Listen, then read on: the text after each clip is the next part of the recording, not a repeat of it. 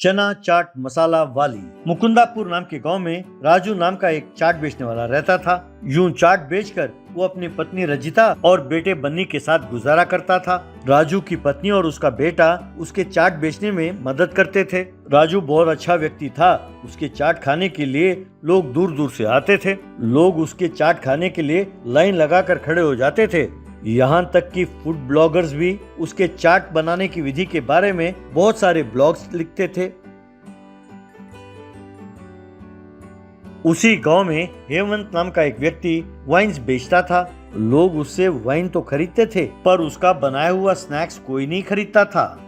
एक बार हेमंत की नजर राजू के चना चाट पर पड़ी। हेमंत राजू के पास आया और हेमंत राजू से, देखो भाई राजू, तुम यहाँ धंधा करते हो तो तुम कितने कमा लेते हो? अरे ज्यादा से ज्यादा 100 रुपए का मुनाफा होता होगा, लेकिन अगर यही धंधा तुम मेरे वाइन शॉप के पास करो तो तुम हजारों रुपए कमा सकते हो। तुम जो पैसे कमाओगे उसमें आधा हिस्सा मुझे दे दो, काफी है। और हाँ, मेरी जमीन पर तुम अपना ठेला लगाओगे, इसके लिए मुझे हर रोज 500 रुपए दे दो, काफी है।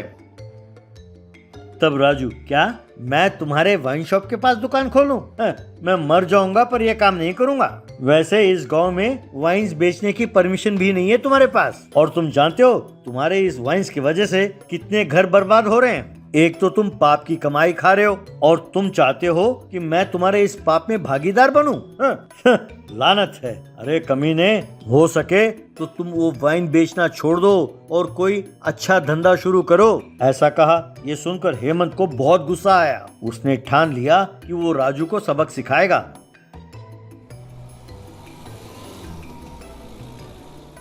एक बार राजू सड़क पर पैदल जा रहा था कि तभी पीछे से हेमंत तेजी से अपनी गाड़ी में आकर उसे टक्कर मार देता है। राजू वहीं जमीन पर गिर गया। उसे अस्पताल में भर्ती कराया गया।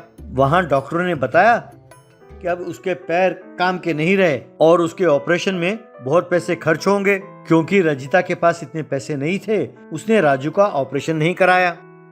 यूं रजिता राजू को घर ले आई। राजू रजिता से, रजिता, मुझे माफ कर दो, लगता है अब घर का सारा बोझ तुम्हारे कंधों पर आ गिरा है, ऐसा कहा चिंतित होकर। तब रजिता, ऐसे क्यों कहते हो? हिम्मत ना हारो, तुम बहुत जल्दी ठीक हो जाओगे। बन्नी और मैं बहुत मेहनत करके ये धंधा हम चलाएंगे। हम बहुत पैसा कमाएंगे और बहुत ही जल्द आपका ऑपरेशन भी कराएंगे। यूं रजिता और बन्नी जो चना चाट मसाला वाला ठेला चलाने लगे। एक दिन हेमंत वहां आया और क्यों रजिता, आजकल तुम चाट बना रही हो? अरे मैंने तो पहले ही तुम्हारे पति को बहुत समझा बुझा कर कहा था कि भाई मेरे साथ मिलकर काम करो तो तुम्हें खूब पैसे मिलेंगे और तुम खुशी खुशी रह सकते हो, लेकिन वो कहाँ सुनता है। अरे उल्टा वो मुझसे कहने लगा कि मैं पाप की कमाई खाता हूँ और वो मेरे साथ भागीदारी नहीं करेगा। और अब देखो क्या हुआ। अरे तुम्हारा पति का फोटो, तुम्हारे पति के एक्सीडेंट का न्यूज जिला एडिशन में आ गया पेपर में। कहकर उसने एक अखबार का पन्ना दिया रजिता को और हंसने लगा। रजिता वो अखबार के पन्ने को देखकर दुखी हो रही थी। वो उस अखबार के पन्ने को फेंकने ही वाली थी कि तभी बन्नी ने उसे रोका और अपने माँ से, माँ, वो पन्ना ना फेंको, वो चाट के पोटलियाँ बनाने में काम आएंगे माँ। रजिता ने चुपचाप उसे रख लिया। यूं वो हर रोज चना चाट बनाकर बेचने लगे। एक दिन एक बूढ़ा रजिता के पास चना चाट मसाला खरीदने आया। रजिता ने उसे चना चाट मसाला बनाकर दिया। तब वो बूढ़ा, बेटे, मेरे पास इसके बदले में देने के लिए पैसे नहीं है बेटा। तब रजिता, कोई बात नहीं ताऊ जी, आपको देखने से लगता है कि आप बहुत अच्छे घर में पले बड़े हैं। आपके अच्छे दिन फिर लौटेंगे। आपको पैसे देने की कोई जरूरत नहीं है। आप ये चना चाट मसाला खाइए। तब वो बूढ़ा आदमी वो चना चाट मसाला लेकर पास वाले पेड़ के पास गया। उसे देखकर बन्नी से रजिता, बेटे, उस बुजुर्ग को जरा एक गिलास पानी तो ले जाकर देना। पता नहीं बेचारे उन्होंने कब क्या खाया क्या पिया। बन्नी उनके पास एक गिलास पानी लेकर गया। तब उसने देखा कि वो बूढ़ा चना चाट मसाला में जहर मिला रहा था। ये देखकर बन्नी समझ गया कि वो बूढ़ा चना चाट मसाला में जहर मिलाकर उसे खाकर आत्महत्या करना चाहता है। तब बन्नी तेजी से गया और उसने उस चना चाट मसाला को जमीन पर गिरा दिया। ये देखकर उस बूढ़े को गुस्सा आया। तब उसकी नजर उस पोटली पर पड़ी जो कि उस दिन का अखबार था और उसमें उस पन्ने में उस दिन लॉटरी जीतने वाले का नंबर छपा था। ये देखकर वो बूढ़ा हैरान रह गया। क्योंकि उसके नंबर को उस दिन 10 करोड़ रुपए का इनाम मिल रहा था। वो बूढ़ा वहां से चला गया। बन्नी के समझ में कुछ नहीं आया। एक दिन रजिता हमेशा की तरह अपने ठेले में चना चाट मसाला बेच रही थी कि तभी एक बहुत महंगी कार आकर रजिता के ठेले के पास रुकी। उसमें से वो बूढ़ा नीचे उतरा।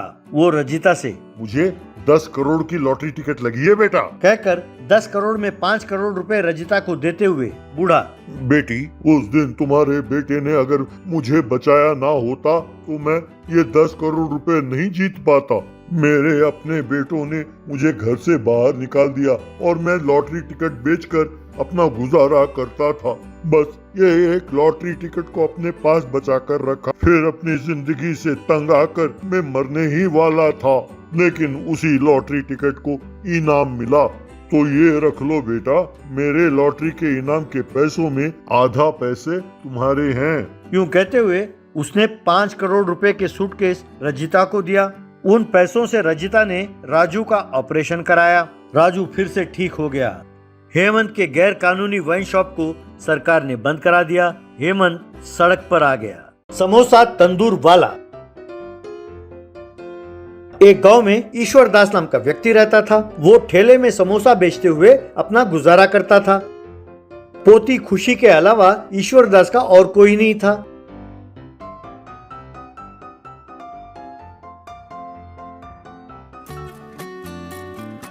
ईश्वर दास के बनाए हुए समोसे काफी स्वादिष्ट होते थे, इसीलिए उसका धंधा अच्छा चल रहा था। समोसा बेचकर जो पैसे कमाता था उससे ईश्वर दास अपनी पोती को शहर में पढ़ाता था। अपने दादाजी को यूं मेहनत करते हुए देखकर खुशी खूब जिम्मेदारी के साथ पढ़ाई करती थी। वो अपने क्लास में फर्स्ट रैंक लाती थी। कई साल बीत गए। खुशी बड़ी हुई। उसने एमबीए की पढ़ाई पूरी की और अपने गांव लौटी। दादाजी, मैं अपने गांव में रहने के लिए नहीं आई हूँ। मैं आपको अपने साथ शहर ले जाने आई हूँ। मैं शहर आकर क्या करूँगा बेटी? मैं कहीं नहीं आने वाला। दादाजी, मुझे कैंपस इंटरव्यू में बहुत बढ़िया नौकरी मिली है। मेरा वेतन महीने का 1 लाख रुपया है। आपने मेरे लिए बहुत मेहनत की है। मैं चाहती हूँ कि अब आप आराम करो। आपकी उम्र हो चली है। मुझे हमेशा आपकी सेहत की चिंता लगी रहती है। आप मेरे साथ शहर चलो, मैं नौकरी करूँगी, नहीं तो मैं यहीं आपके पास रह जाऊंगी। ईश्वर दास ने खुशी को कोई जवाब नहीं दिया। अगले दिन ईश्वर दास खुशी से, देखो बेटे, मैं तुम्हारे साथ शहर आऊंगा, लेकिन मेरी एक शर्त है। मैं वहाँ पर भी अपने समोसे का ठेला चलाऊंगा। अगर इस बात की तुम्हें आपत्ति ना हो तो हम कल ही शहर चलते हैं, वरना मैं कहीं नहीं आऊंगा। पर दादाजी, आपको आराम देने के लिए तो मैं आपको ले जा रही हूँ। अब आप वहाँ आकर भी मेहनत करोगे तो कैसे चलेगा? देखो बेटे, जब तक मुझ में ताकत है मैं मेहनत करूंगा। मैं यूं खाली नहीं बैठ सकता, लेकिन मैं तुम्हारे नौकरी के आड़े नहीं आऊंगा। इसीलिए मैंने ये फैसला लिया है, हम दोनों एक ही जगह रहेंगे। तुम अपना काम करो, मैं अपना धंधा करूंगा। ठीक है दादाजी, कम से कम आप मेरे साथ आने के लिए तो मान गए ना। मेरे लिए यही काफी है। इस तरह ईश्वर दास और खुशी शहर पहुंचे। ईश्वर दास ने ठेले में अपने समोसे का धंधा शुरू किया, लेकिन वो धंधा ज्यादा नहीं चला। ईश्वर दास के समझ में ये नहीं आया कि जो समोसे का धंधा उसके गांव में खूब चलता था, यहाँ शहर में क्यों नहीं चल रहा। कुछ दिनों बाद ईश्वर दास चिंतित होकर, बेटे खुशी, क्या मेरे बनाए हुए समोसे में कुछ खामी है? क्या ये स्वादिष्ट नहीं है? दादाजी, आप जो समोसा बनाते हैं उसमें कमी कैसे हो सकती है? वो बहुत स्वादिष्ट होते हैं। बेटे, मैं समझता था कि शहर की जनसंख्या ज्यादा है तो यहाँ पर ज्यादा समोसों की बिक्री होगी, लेकिन मुझे ये समझ में नहीं आता कि मेरे समोसे यहाँ बिकते क्यों नहीं।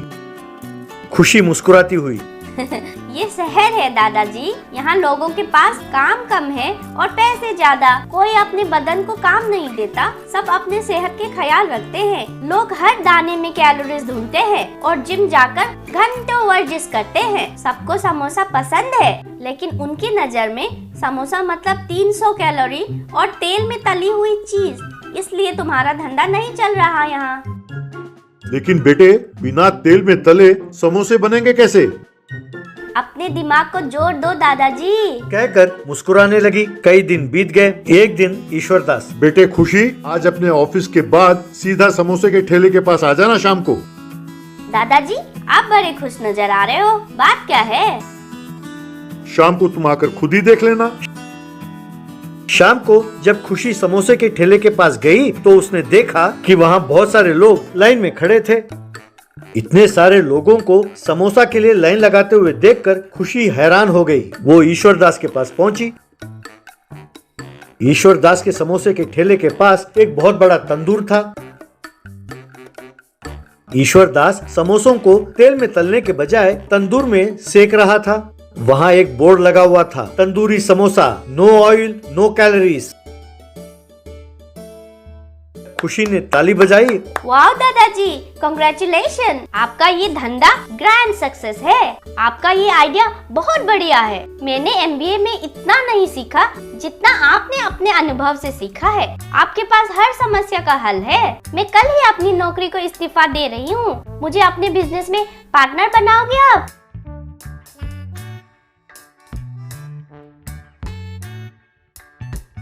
इस तरह ईश्वरदास और खुशी समोसा का धंधा करते हुए बहुत बड़े व्यापारी बने और खूब पैसे कमाकर धनवान हो गए।